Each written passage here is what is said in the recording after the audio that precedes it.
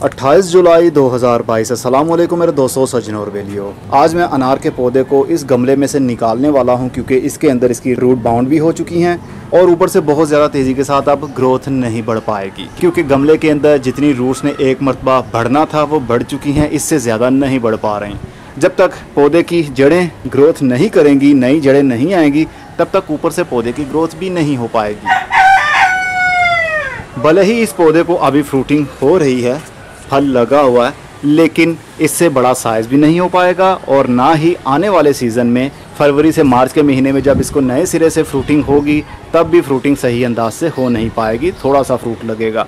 इसलिए इस पौधे को मैं निकाल कर ज़मीन के अंदर शिफ्ट करने वाला हूं, लेकिन मैं इस वीडियो में आपको बताने वाला हूं आपके घर में गमले के अंदर जो पौधा लगा हुआ है उसको कैसे आपने बाहर निकालना है और कितनी रूट्स उसकी काटनी है और कितने दिन तक वो पौधा बिना किसी नई जगह पर शिफ्ट हुए रह सकता है आपके घर में। तो चलिए आज सीखते हैं इसकी कितनी हमने जड़ें काटनी हैं और किस तरह इसको बांधना है ताकि नई जगह पर ये जा सके।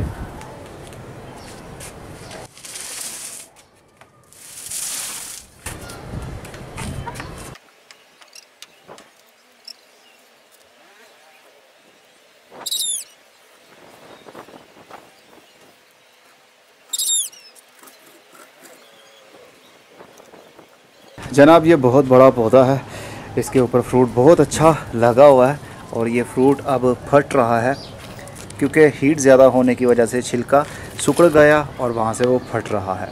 अब इसका रूट बाउल मुझे बाहर निकालना पड़ेगा। काफ़ी बड़ा गमला है, ये 24 इंच का गमला है। इसके बॉटम होल से जड़ें आप देख सकते हैं बाहर निकली हुई हैं, तो बहुत प्यार से मैं इसका रूट बाउल बाहर निकाल लेता हूँ, देन बताता हूँ क्या करना है।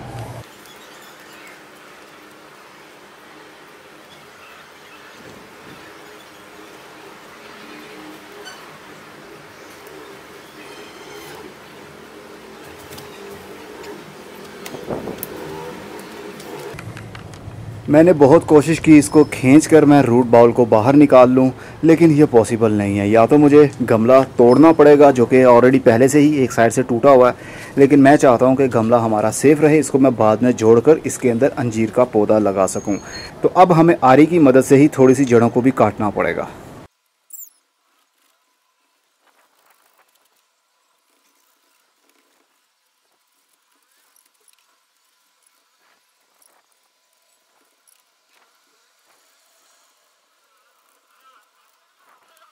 इस गमले के अंदर से पौधे की जड़ों को बाहिफाजत बाहर निकालना बहुत मुश्किल है। बहुत कोशिश कर ली, नाकाम रहा। अब सोच रहा हूँ जो दरार ऑलरेडी पहले से पड़ी हुई है गमले में, इसी दरार को थोड़ा और बढ़ा लूँ और ये एक टुकड़ा उतर जाएगा गमले का। उसके बाद हम रूट बाउल को बाहर निकाल सकेंगे। गमला हमें तोड़ना पड़ेगा।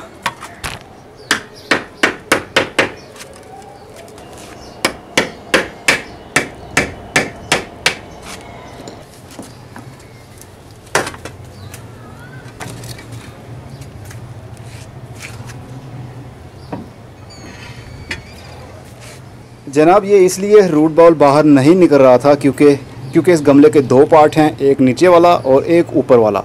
तो यहाँ पर रूट्स का काफ़ी मोटा जाल बन चुका था, जिस वजह से हम जितना भी ज़ोर लगा लेते, जितनी भी जड़ें काट लेते, रूट बाउल बाहर ना निकलता जब तक हम इस गमले को तोड़ ना लेते। तो अब थोड़ी सी कोशिश करता हूँ, मैं भी अब थोड़ी सी फ्लेक्सिबिलिटी आ गई हो इसके अंदर, तो इसको निकालने की कोशिश करते हैं।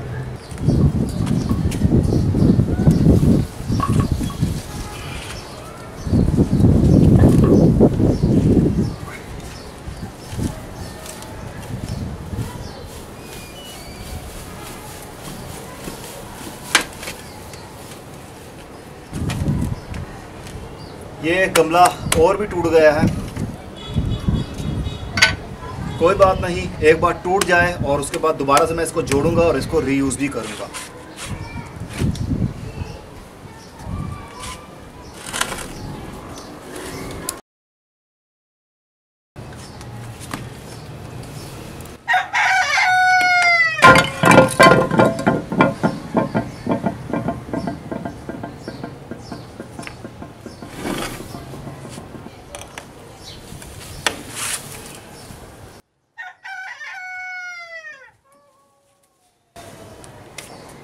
जिसका मुझे डर था वो ही हुआ, लेकिन कोई बात नहीं, इस गमले को मैं बाद में देखूंगा, उम्मीद है कि मैं इसको रिपेयर कर लूँगा।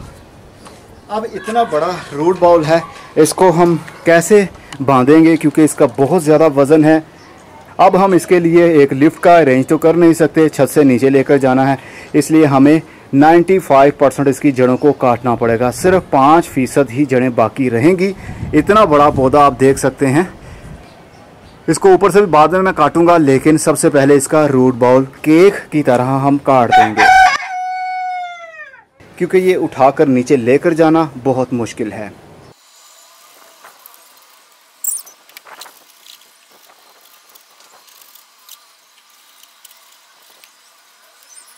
तो जनाब 95% मैंने इसकी सब जड़ें काट दी हैं और सिर्फ 5% इसके अंदर मिट्टी और साथ में जड़ें छोड़ी हैं।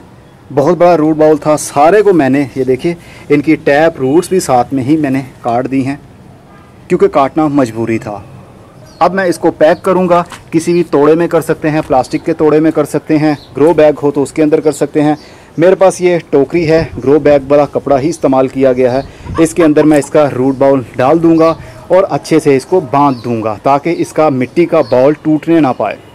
इसकी क्या क्या प्रिकॉशंस हैं वो बाद में मैं बताता हूँ आपको। पौधे के रूट बाउल को मैंने खूब अच्छे से पैक कर दिया है। ग्रो बैग्स पूरा आ नहीं रहा था तो ग्रो बैग को मुझे सेंटर से काटना पड़ा ताकि इसका जो डाया है उसके ऊपर इसको लिपेट सकूं। रस्सियों की मदद से खूब टाइट तरीके से मैंने इसको बांधा है ताकि इसके रूट बाउल को बिल्कुल भी कोई भी प्रॉब्लम ना हो। अब थोड़ी सी इसकी केयर के बारे में बात कर लेते हैं कि कौन से मौसम में आपने ऐसा काम करना है।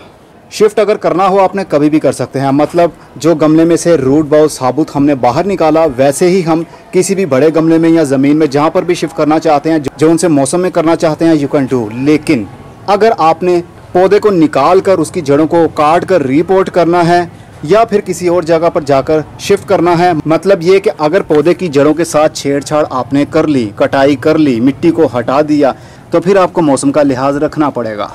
ये अनार का पौधा है, सर्दी के दिन में इसके साथ छेड़छाड़ की जाती है, मतलब जब ऑफ सीज़न होता है, टहनी के ऊपर कोई पत्ता नहीं होता, दिसंबर से जनवरी के महीने में हम इसको रिपोर्ट भी कर सकते हैं, जड़ों के साथ छेड़छाड़ भी कर सकते हैं।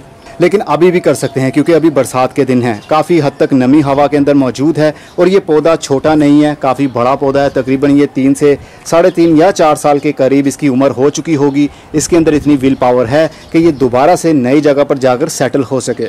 और आपने एक और चीज़ नोट की, मिट्टी तकरीबन खुश्क थी।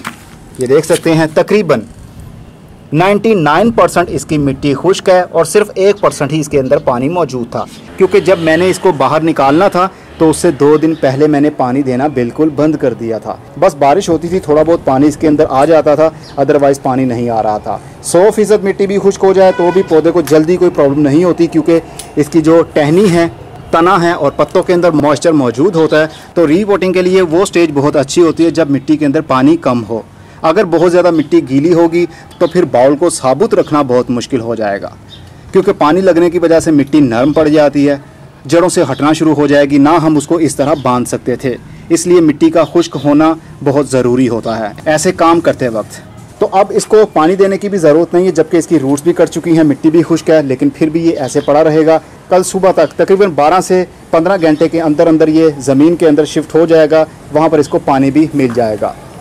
तो इस गमले का अब मैंने क्या करना है ये मैं बाद में देखूंगा। मेरी कोशिश है, क्योंकि मेरे पास कोई बड़ा गमला है नहीं छत के ऊपर, तो इसी को रिपेयर करने की मैं कोशिश करूंगा। और इसी के अंदर मैं अंजीर का पौधा भी लगाने वाला हूं, जो कि मेरा 12 इंच के गमले के अंदर लगा हुआ है। बस जनाब, आज की वीडियो में आपको यही बताना था कि आपने अगर अपने पौधे को निकाल कर उसकी जड़ों को काट कर किसी और जगह पर शिफ्ट करना हो तो वो आप कैसे कर सकते हैं।